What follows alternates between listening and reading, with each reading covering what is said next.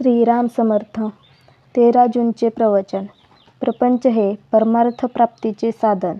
फार दिवस नोकरी केली की माणसाच्या मनाला गुलामगिरीची सवय लागते. हे चांगले नाही. काही दिवस तरी माणसाने मालकी हक्काने राहायला शिकले पाहिजे.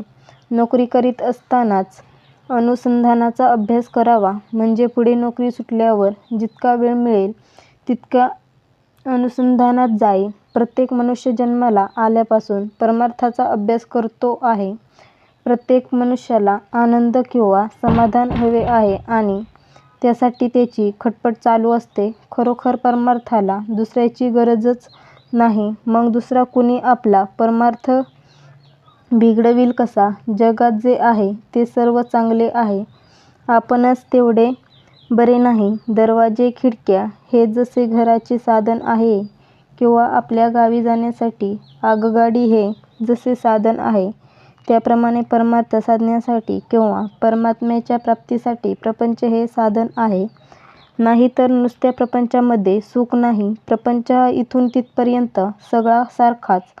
गरिबाचा असो की अडाण्याचा असो, अधिकाऱ्याचा असो की कारकुनाचा असो, या देशातला असो की त्या देशातला असो, प्रपंचाचा धर्म जो उणेपणा, अपुरेपणा किंवा तात्पुरतेपणा तो कधीही कुठेही बदलत नाही.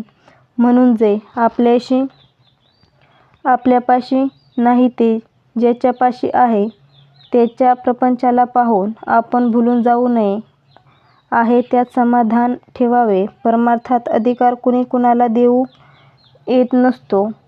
आपला अधिकार आपल्या कृतीवर अवलंबून असतो. परमार्थाची जाणीव जेवढी दुःखात होते तेवढी सुखात असताना होत नाही. ते सुख शेवटी दुःखातच लोटते. ज्या जाणिवेने आपण सर्व ज्ञान मिळवितो ती काय आहे हे जाणण्याचा कुणी प्रयत्न करीत नाही.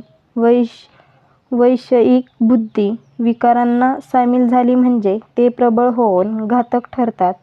अशा वेळी मनात येईल तसे वागण्याचे टाळले तर विकार दुबळे होतात.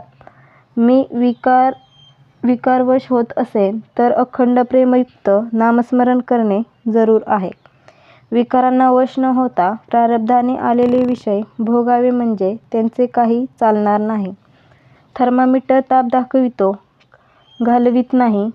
तद्वत शास्त्रे आपले चुकते कुठे ते दाखवितात, काय करावे ते दाखवितात, पण करणे आपल्याकडेच आहे. समर्थांना राम दिसला, आम्हाला का दिसू नये? तर आम्ही समर्थांप्रमाणे श्रद्धा ठेवून उपासना सतत आणि आदराने करीत नाही. म्हणून कसेही करा, पण मी रामाचा आहे ही भावना जागृत ठेवा. नाम जाणून अजाणून, श्रद्धेने अश्रद्धेने कसेही घ्या, राम तुम्हाला अन्नवस्त्राला कमी करणार नाही हे खास. नाम श्रद्धेने घेतले तर विशेषच फळ. म्हणून अखंड नामात रंगून आनंदात राहूया. आजचा बोध. सुखाने प्रपंच करा, पण त्यामध्ये भगवंताचे अनुसंधान ठेवा. हेच माझे तुम्हाला सांगणे आहे.